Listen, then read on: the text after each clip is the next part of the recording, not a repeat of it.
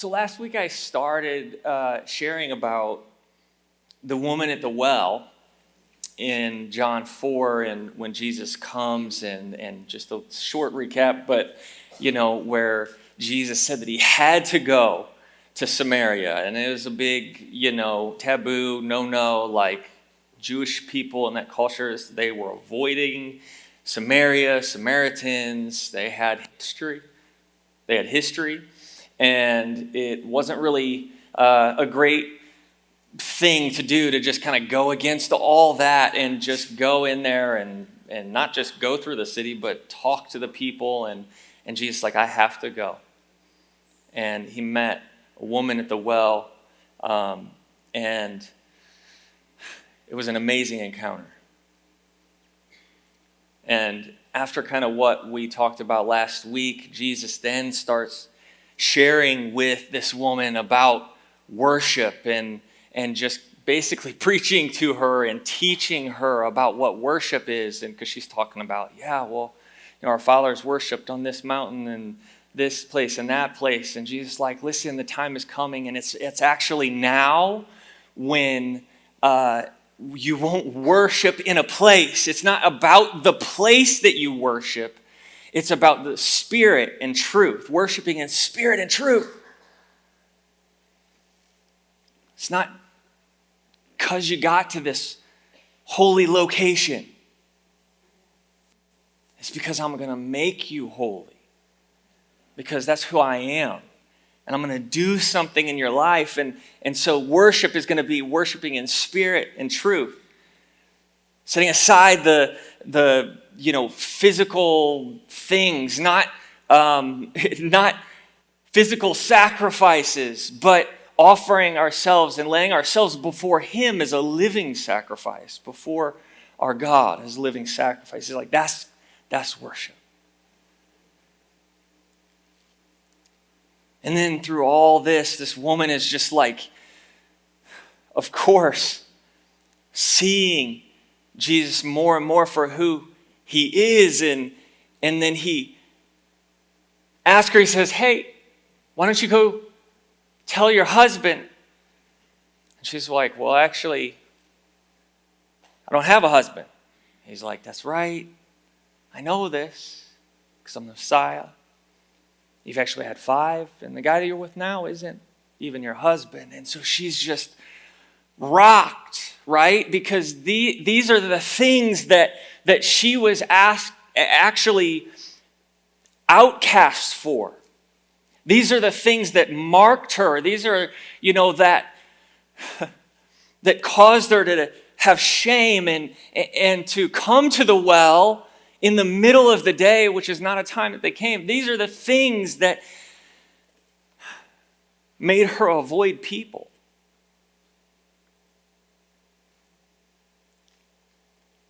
Her sins, her shame. And Jesus spoke right into it, but in the way that only he can do, that he spoke into it with so much love and care and compassion that it wasn't accusation or that I'm going to, get you or yell at you, but he's like, listen, I know that there's all this stuff in your life, but I still love you. At this point, then the disciples are coming, and in John 4, verse 27, it says, at this point, his disciples came and they marveled that he talked with a woman. Yet no one said, what do you seek? Or why are you talking with her? I believe at this point they probably had enough respect and honored him enough that they knew that he had a plan. But still, because of that culture and what was going on at that time, this still would have been, and really, when you read a lot of other stories, you'd imagine they would call him out anyways, because some of the silly stuff that his disciples still did for so long. But they just were like, Okay. And in verse 28, it says, the woman then left her water pot, went her way into the city, and said to the men, come, see a man who told me all the things that I ever did. Could this be the Christ? Then they went out of the city and came to him. Ooh, guys.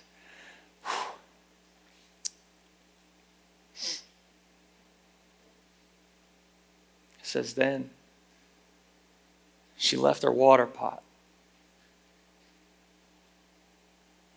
So that reason that she came right to this well to gather water for herself, to sustain herself, to quench her own thirst, to take care of herself. She had this water pot that she would fill up. The water pot that we believe that Jesus was actually drinking from, because he asked her for water, and after this moment, it says that she just left her water pot. She just took off.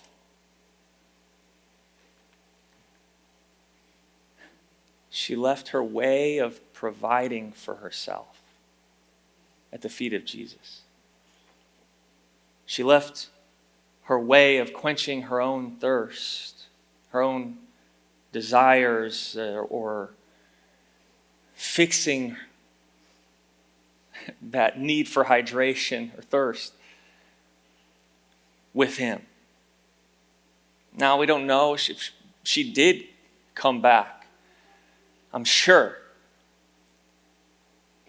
But this picture, it seems like this small little statement, but I believe that there's just something huge in here that we see in this encounter where she comes to the well because she has to gather for herself. She has to, make sure she's taken care of and okay. But then in this moment that Jesus comes, that he is there with her and speaks to her about all that she's done, all this stuff that she's ashamed of. But in that moment, she's changed in such a way that she leaves the providing of herself with him and just goes to tell somebody else. Are we so changed by Jesus that we leave our providing for ourselves at his feet? We leave that need to take care of or fix things on our own with him.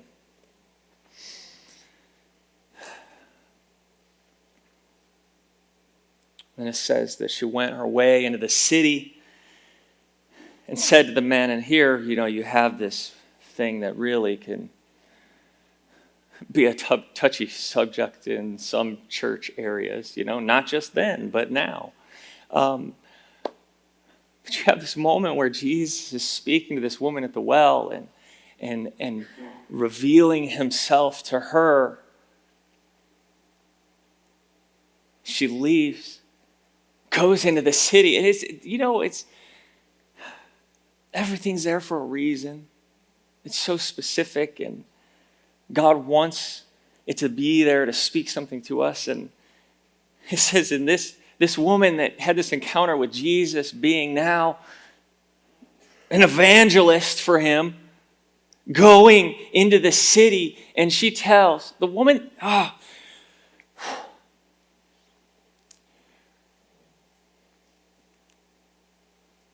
doesn't say that she just goes and talks to the women.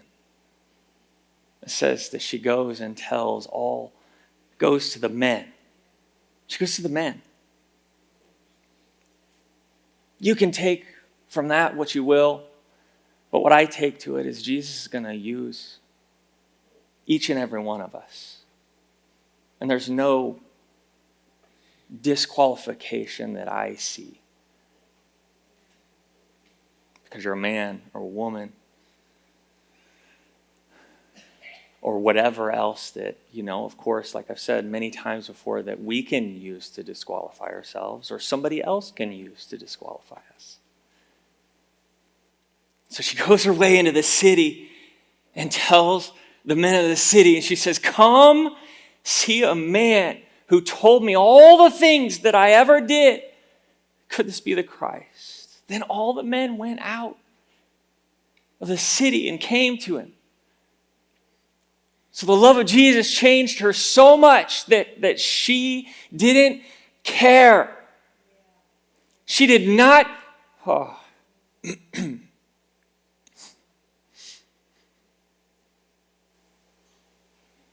She was avoiding everybody before. Going places, times that there weren't people around so that she wouldn't have to be accused or talked about or looked at the wrong way. And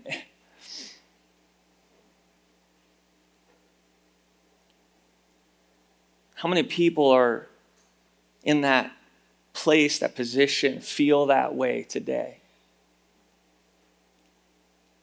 And maybe you feel that way.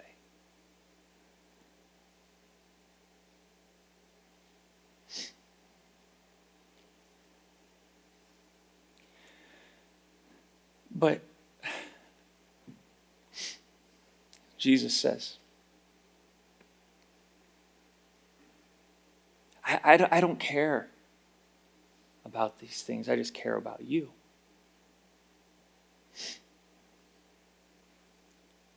Of course, he spoke into them and called them out of her.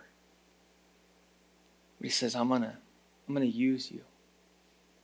I'm gonna use who you are and the life you've lived to speak about who I am.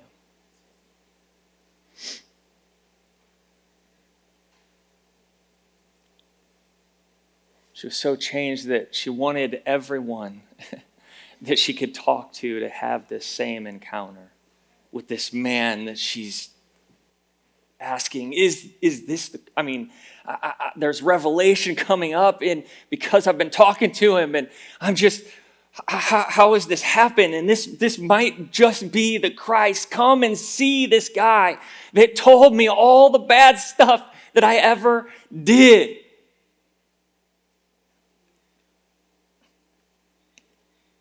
And the things that used to be what she was accused of then became the evidence for who Christ is.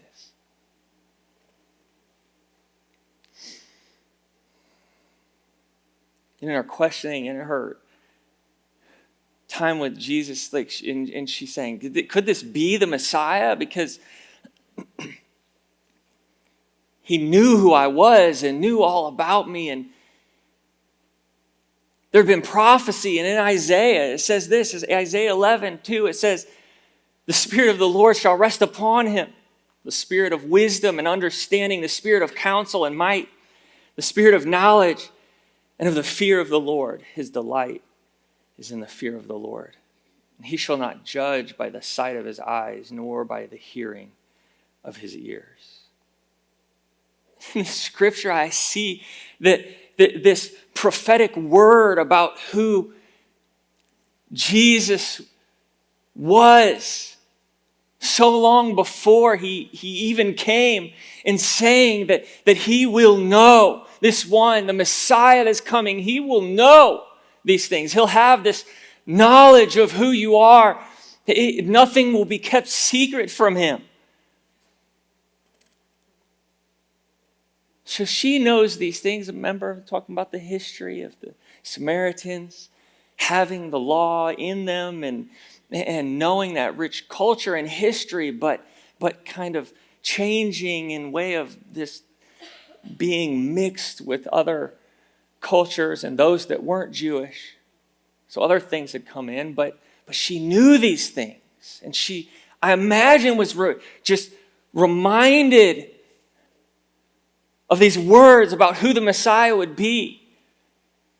But listen here at verse 3, it says, his delight is in the fear of the Lord, and he shall not judge by the sight of his eyes, nor decide by the hearing of his ears. See, he's not going to judge by the way things look. And he's not going to judge by what he hears, what some people are saying, or what the accusation. He's not going to judge by any of those things, because that's not who he is. Taking, somebody else's perspective on who you are or who that person is out there. No, he has his own perspective because he's God. He knows who we are. He doesn't have to see or hear. He knows his creation.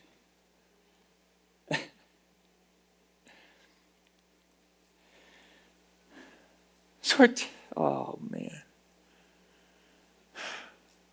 It's for evidence, right? For evidence was the very thing that excluded her. And now it was being used to include others in this same encounter that she had. She says, you gotta come. You have to meet him. I've had this encounter with Jesus, and you need the same. In John 4:39, it says, and many of the Samaritans, so now she goes and talks, says, listen, you guys got to come see this man. I think it's the Christ, that he's told me everything that I've ever done, all the bad things about me, that you have to see it. You have to know him. You have to have this encounter that I've had. And it says that many of the Samaritans of that city believed in him because of the word of the woman who testified.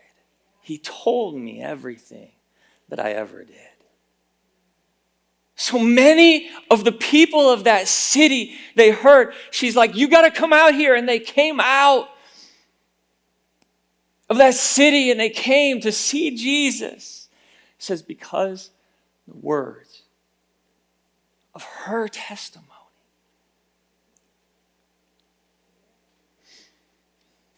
Right?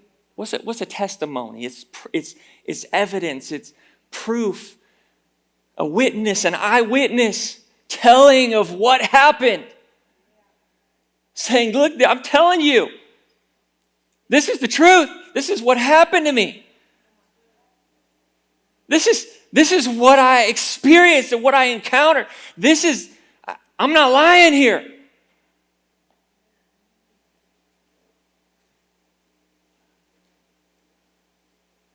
I'll give you my testimony.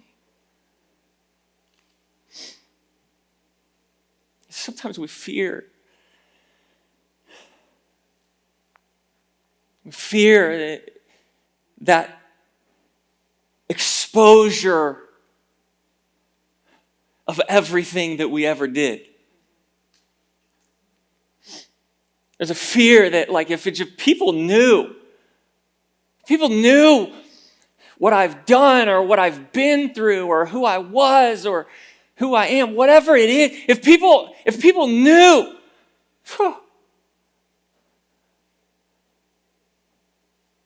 I'd be an outcast.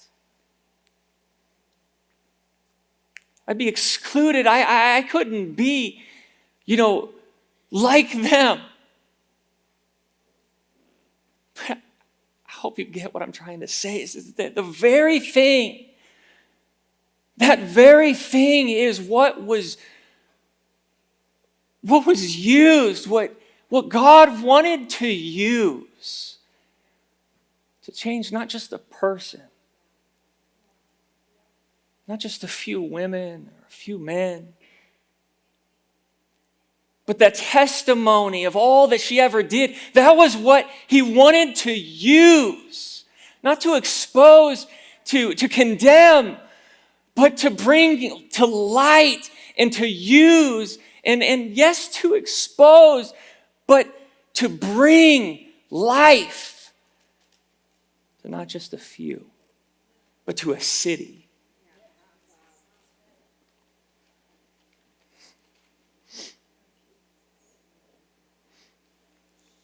And many of the Samaritans of that city believed in him. They believed who he was because of her testimony. Of her saying, this is who I was. These are the things that I was once condemned for. These are the things that I was once outcast for or shoved aside or avoided for. These are the things that I was ashamed of and I excluded myself because of. But these things are the things that he told me and the things that he changed when I met him.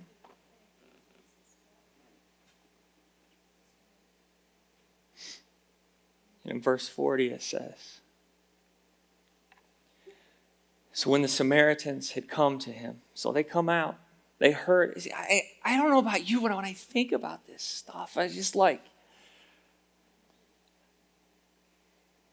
she runs in, changed. They have no idea what's happened.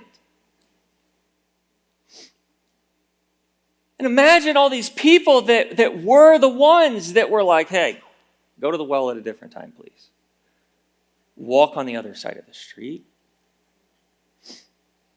We just actually don't want you around us. But she runs in to the city and starts proclaiming and saying, listen, you guys got to see. You have to see. You have to encounter what I've encountered. And they came. And they came.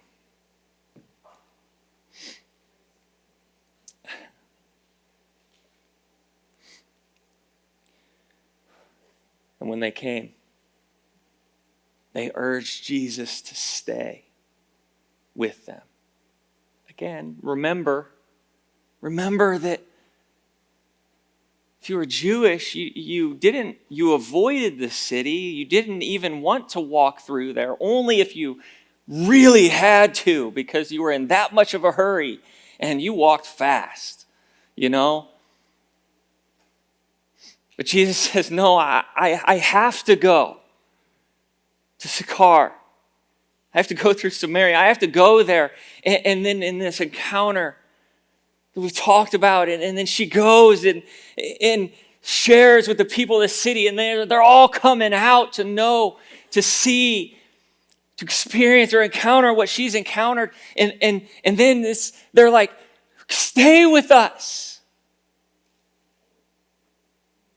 And guess what? He stayed. He stayed there 2 days with them. See, he doesn't run away. It's not just trying to run through your situation or your stuff. But he wants to sit with you. He wants to be there with you. Are we asking him to stay? Right? I just see so many different things. Are we leaving that way of providing ourselves at his feet? Sustaining ourselves? And are we asking him? Are we begging him, please stay here? I need to be with you. Please. And it's not that he's going to go away or he's far away or you got to, beg him to come or whatever. But there's something in us that we need to have that draw or that ask of him. Not for him because he's here, but for us.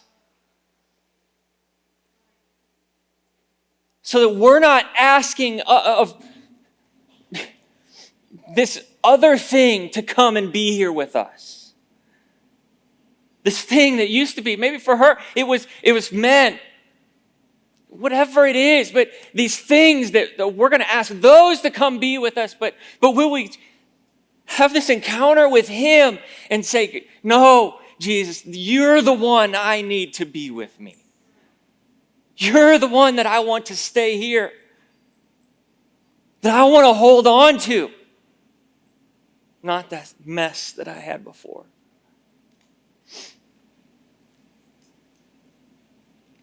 It says that he stayed there 2 days in verse 41. And many more believed because of his own word. And when he stayed, look, he stayed, he spoke then with all the people. It says, and then even many more believed because of Jesus' own words. In verse 42, then they said to the woman, now we believe. Now we believe, not just because, I added just, but not because of what you said, not just because of what you said, but because we ourselves have encountered him and heard him. And we know this is indeed the Christ, the Savior of the world. It said, now we believe not just because of what you've told us, but they needed her to tell them. And Jesus used who she was and what she had been through, what she'd done, as a catalyst for an encounter for a city. They needed to hear from her to be drawn in to that encounter with him personally.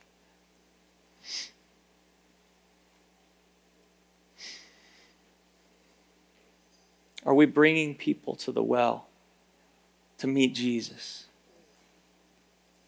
I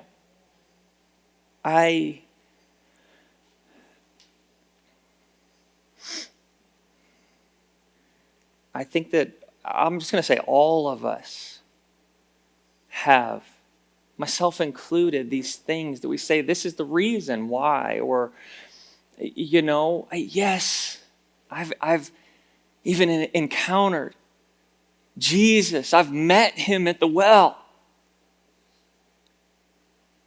And he's changed me, but are we leaving it all there with him and then allowing him to use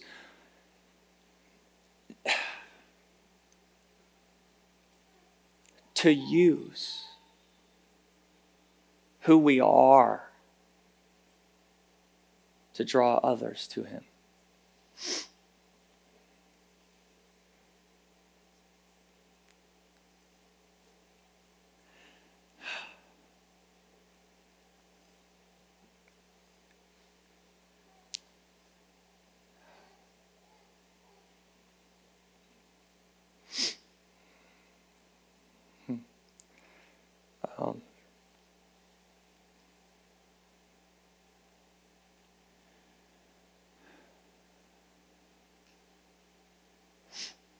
I want God to use me. I want God to use us. Not just because we've learned some scriptures. Not just because we've come to know him, but because of what has happened in our lives. Because of the change. Because of, it's the evidence. It's the testimony. You say, I'm not going to remember exactly what it was, but what Matt was sharing in the communion just kind of spoke to this, and it's talking about the ashes and the roots for the grapevines, and it's such a great picture, and I love it because those are the things that we feel like make us not have good soil.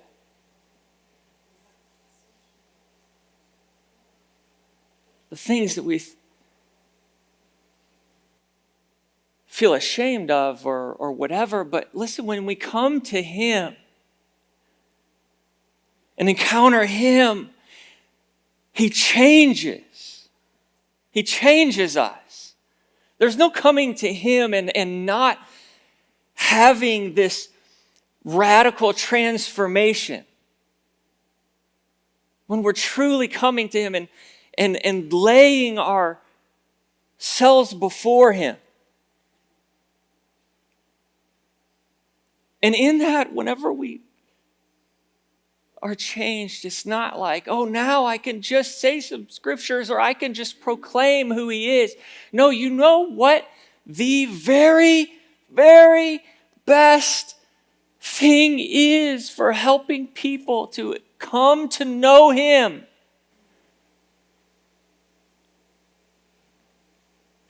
It's not me or you preaching to them.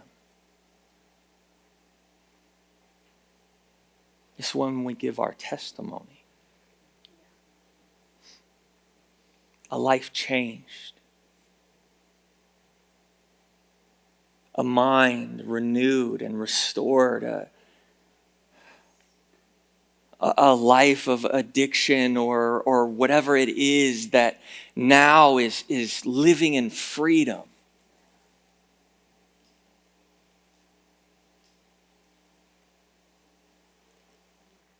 So that thing that once was what we could be accused of, or maybe were accused of, can be the most powerful evidence and testimony for some others to come. And not just see like, oh yeah, maybe that one person. No.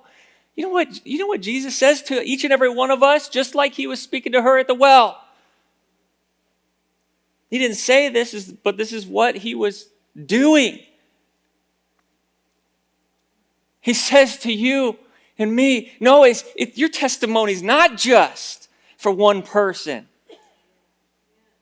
Your testimony is not just for just a little bitty thing that I want you to do, but your testimony is to change the city. See, I really believe, and it's like I almost like feel it, that there's just this thing that, and of course, it's because in so many ways, in different areas, I've felt this same thing, and even sometimes still do. But you're like, but I don't know. I don't know if that is really going to help people. It is. A theological argument is just going to give you a good argument. A testimony is going to bring somebody to Jesus. I'm not saying we don't need theological arguments or theology or theologians. That is not at all what I'm saying. But what I'm saying is the best way to bring people to the well is not in spite of your testimony. It's because of your testimony. It's with your testimony. Will you stand with me?